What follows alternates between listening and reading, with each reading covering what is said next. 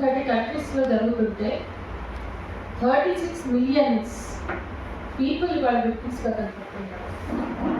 Directly or indirectly war victims గురించి మనం మాట్లాడుకోవాలి అంటే ఈరోజు భారతదేశం ఇంత పెద్ద జనాభా కలిగిన భారతదేశంలో వార్ విక్టిమ్స్ లేరా? గత 3 రోజులుగా డీజిల్ పెట్రోల్ కూడా దొరకట్లేదు. డిస్ట్రిక్ట్స్లో చాలా ఇబ్బందిగా ఉంది. విక్టిమ్స్ కాకపోవచ్చు కానీ ఎఫెక్ట్ అయితే ఉంది, ఇంపాక్ట్ అయితే ఉంది. సరే, డైరెక్ట్లీ వార్ కాన్ఫ్లిక్ట్స్లో విక్టిమ్స్ గురించి మాట్లాడాలి అంటే ఇంతకుముందే సారా మాట్లాడారు.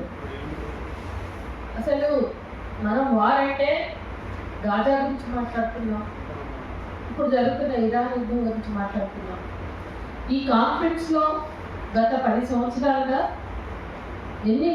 ఎంతమంది బ్లాక్స్, ఎంతమంది ప్రజలు, ఎంతమంది యుద్ధంలో నలిగిపోతున్నారు. ఒక్కొక్క ప్రాంతంలో మిడిల్ ఈస్ట్లో కానీ మధ్యప్రాచ్యం అంతా కూడా చూస్తే ఆ యుద్ధాలకు సంబంధించినటువంటి అంశాలను మనం ఎన్నో మాట్లాడుకోవాలి. బట్ ఈరోజు భారతదేశంలో యుద్ధాలకు వ్యతిరేకంగా అగైన్స్ వార్ అసలు ఏం పెద్దగా జరగట్లేదు. అమెరికా లాంటి దేశంలో అంటే వార్ మాగా వరల్డ్ పోలీస్ అతిపెద్ద ఇంపీరియలిస్ట్ వరల్డ్ పోలీస్ అయినటువంటి అమెరికా వ్యతిరేకంగా ఒక్కరోజు 10 మిలియన్స్ పీపుల్ రోడ్డు ఒకటే ఒక రోజు 10 మిలియన్స్ వచ్చారు. మనం ఏం మాట్లాడుతున్నాం? మనం ఎక్కడున్నాం? మనకి ఎంత కల్చర్ ఉంది? 200-300 ఏళ్ళ కల్చర్ లేదు. 230 సంవత్సరాల కల్చర్ ఉన్న ఆ దేశంలో ఈరోజు ఒక్కరోజు 1,000,000 మంది బయటకు వచ్చారు అంటే మనం ఎందుకు అట్లా కనిపించలేకపోతున్నాం? అంటే మన దేశంలో ఉన్న ఫ్యాసిజాన్ని, మన ఫ్యాసిస్ట్ రెజిమ్ని మాట్లాడుకోకుండా people against war, women against war మాట్లాడుకోగలుగుతాం. I appreciate Mazhar and other friends 14 సెంటర్స్లో 15 సెంటర్స్లో ఉమెన్ అగేన్స్ట్ వార్ అనే క్యాంపెయిన్ తీసుకున్నారు. దాంట్లో హైదరాబాద్లో నాకు ఈ కాంటాక్టెడ్ మీ మజర్ మాట్లాడతారు చేద్దాం మనం దీన్ని కొద్దిగా.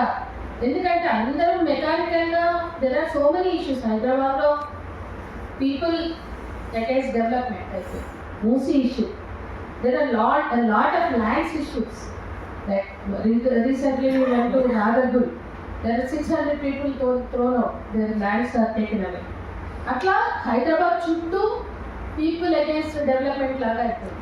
Government for development, people against development. This is another war conflict is going on in Hyderabad, in Telangana. Sir తెలుసు, రోజు హైదరాబాద్ మేము ఏదో ఒక మీటింగ్లో మాట్లాడుతూనే ఉంటాం. అభివృద్ధి ఎవరి కోసం? Development. Whose for this development? అసలు పీపుల్ సెంటర్డ్ డెవలప్మెంట్ అనేది వెళ్ళిపోయింది. There is no people centered development. There is no development for people. All ఈ డెవలప్మెంట్ నమూనా, ఈ డెవలప్మెంట్ మోడల్ అంతా కూడా కార్పొరేట్ డెవలప్మెంట్. పీపుల్కి అర్థం కాని డెవలప్మెంట్, పీపుల్ని ఇన్వాల్వ్ చేయలేని డెవలప్మెంట్, పీపుల్కి అర్థం కాదు, అవసరం లేదు, ఇన్వాల్వ్ కాదు, డిస్ప్లేస్ చేస్తుంది. వాళ్ళ భూముల నుంచి నెట్టేస్తుంది, వాళ్ళ అడవుల నుంచి నెట్టేస్తుంది, వాళ్ళ భూమి నుంచి నెట్టేస్తుంది. వాళ్ళ కాన్ఫ్లిక్ట్స్లో వాళ్ళు ముందుకు తేలుతున్నారు. అంటే ఈరోజు ఈ అన్ని కాన్ఫ్లిక్ట్స్కి ఉన్న సంబంధాన్ని కూడా మనం మాట్లాడుకోవాలి. ఇవాళ మధ్య భారతం అంతా కూడా డెవలప్మెంట్లో పీపుల్ వాయిస్లెస్ పీపుల్ అయిపోయారు. ఎవరు? Indigenous people, Adivasis. వాళ్ళు అక్కడ వాయిస్లెస్ అయిపోయారు. వాళ్ళని డిస్ప్లేస్ చేసి అక్కడ అది చాలా సివియర్ కాన్ఫ్లిక్ట్ అవుతుంది.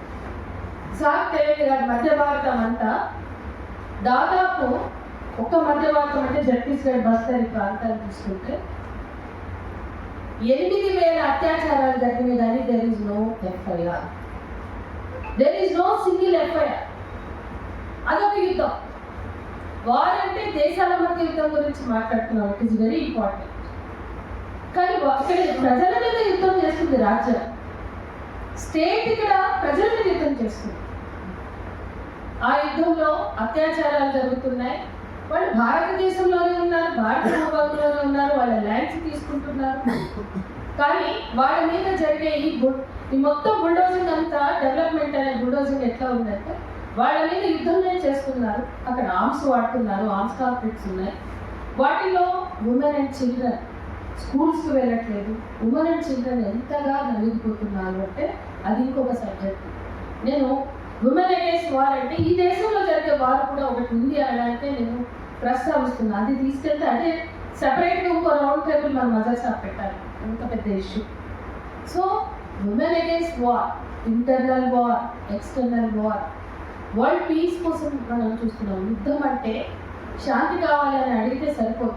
యుద్ధం చుట్టూ ఉన్న పెయిన్, వాళ్ళ గాజాలో జరుగుతున్న డిస్ట్రక్షన్ కానీ, ఇరాన్లో జరుగుతున్న డిస్ట్రక్షన్ కానీ, ఇవాళ ప్రపంచంలో జరుగుతున్న యుద్ధాల వెనుక జరుగుతున్న డిస్ట్రక్షన్, పిల్లలు, పెద్దలు, మహిళలు, వాళ్ళ మీద జరుగుతున్నటువంటి వాళ్ళు డిస్ప్లేస్మెంట్. అసలు ఒక గాజాన్ని మనం గుర్తు తెచ్చుకుంటే ఎన్ని రకాల అనుభూతులు మనం పంచుకున్నాం అంటే రకరకాల మీడియా సోర్సెస్ నుంచి. అక్కడ గాజాలో పిల్లలలో అంటే తల్లిదండ్రులు కోల్పోయిన, అక్కడ యుద్ధంలో క్షతగాత్రులైన, డిస్ప్లేస్మెంట్ గురైన పిల్లల్ని ఎంటర్టైన్ చేయడానికి ఒక జర్నలిస్టు పనిచేస్తున్నాడు. ఆ పిల్లల్లో నవ్వులు పోయించడానికి అతన్ని టార్గెట్ చేసి చంపేసింది ఇజ్రాయెల్. అంటే మనం వాటిని ఎక్కడి నుంచి మాట్లాడాలి? అక్కడ మిగిలిన పిల్లలు చేతులు పోయి, కాళ్ళు పోయి, తల్లిదండ్రులు పోయి, మిగిలిన పిల్లల్లో ఇంత నవ్వులు పోయించడానికి పని చేస్తుంటే అతను రోడ్డు మీద వెళ్తుంటే అతన్ని వెంటాడి, అంటే ఇదేమి అసలు దీన్ని బాగా ఏమన్నారు అంటే స్కూల్కి వెళ్ళే పిల్లల్ని, హాస్పిటల్లో ఉన్న నర్సెస్ని, మెడికల్ స్టాఫ్ని, డాక్టర్స్ని 180 డాక్టర్స్ చనిపోతారా? 1300 మెడికల్ స్టాఫ్ చనిపోతారా? ఇక పిల్లలు, పెద్దలు మొత్తం యుద్ధం 50,000, మొత్తం 2 లక్షలు. అంటే ఇంత పెద్ద రైతులు చంపుతుంటే ప్రపంచమంతా ఈరోజు పాలస్తీనాకి మద్దతుగా నిలబడింది, ఇజ్రాయెల్కి వ్యతిరేకంగా నిలబడింది. కానీ ఈరోజు యుద్ధం అంత ధైర్యంగా కొనసాగిస్తున్నారు అంటే దాని గురించి ఎంతసేపు మాట్లాడినా తక్కువ. కానీ భారతదేశంలో మనం నిలబడి మాట్లాడతాం యుద్ధానికి వ్యతిరేకంగా, శాంతిని కోరుకుంటూ. ఎందుకు మన హైదరాబాద్ నగరం స్పందించట్లేదు? మేము మొన్న యుద్ధానికి వ్యతిరేకంగా ర్యాలీ తీసాం, peace rally. She knows. We together participated in that. Hardly 3,000 people. ఎందుకు మనం హైదరాబాద్ తహజీబ్ ఏమైంది, గంగా జమున తహజీబ్ ఏమైంది? సార్ వచ్చారు, 3,000 మందిని కూడా కదిలించలేని పరిస్థితి. దానికి ఎంతో క్యాంపెయిన్ చేశాం. అందుకని ఈరోజు ఇది ప్రజల్లోకి ఎట్లా తీసుకెళ్ళాలి, యుద్ధం గురించి చాలా విషయాలు మాట్లాడారు. కానీ నేనేమంటున్నానంటే దీన్ని ఎట్లా ఎక్స్టెండ్ చేద్దాం? కాలేజ్ క్యాంప్స్ పెడదామా? స్కూల్స్, కాలేజెస్ వెళ్ళడానికి ఏం చేద్దాం?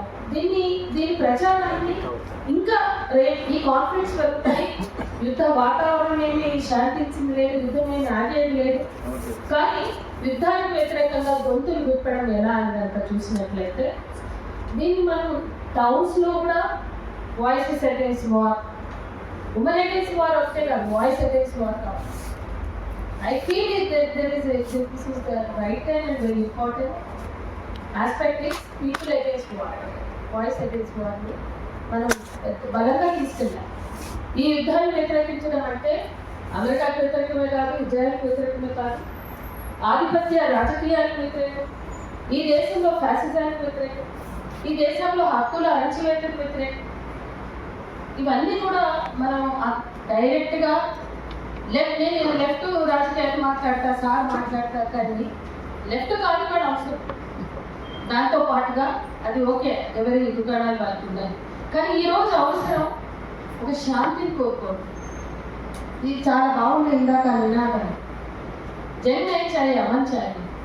ఆ యుద్ధానికి వ్యతిరేకంగా గొంతులు విప్పడం అంటే శాంతి కోసం సంఘటితంగా, కన్స్ట్రక్టివ్గా ఒక మూమెంట్ని నిర్మించడం చాలా అవసరం. దాని అవసరం ఇంకా భవిష్యత్తులో పెరుగుతుంది అని అనిపిస్తూ ఆ క్రమంలో శాంతి కోసం సాగే ఈ ఉద్యమంలో రెసిస్టెన్స్ని నిర్మించే అవసరం రావచ్చు, లేదా ప్రజల్ని సంఘటితపరిచే అవసరం కావచ్చు, మహిళల్ని సంఘటితపరిచే అవసరం కావచ్చు. యూనివర్సిటీస్కి వెళ్దాం, కాలేజీలకు వెళ్దాం, పూర్తిగా నా ఘాట్గా నా గర్గా నా యూత్ని డైవర్ట్ చేద్దాం. ప్రపంచం అంతా డిఫరెంట్ స్ట్రగుల్స్లో కాన్ఫ్లిక్ట్స్లో ఉంటే మన దగ్గర నా ఘాట్గా నా గర్గా ఫోక్ కల్చర్ లేకపోతే ఫోన్లలో పడి ఏడుస్తుంది యూత్. ఆ యూత్ని ఎట్లా డైవర్ట్ చేయాలి అనడానికి ఇక్కడ ఉన్న వాళ్ళందరూ ఏదన్నా ఆలోచిస్తే బాగుంటుందని చెప్తూ థ్యాంక్ యూ.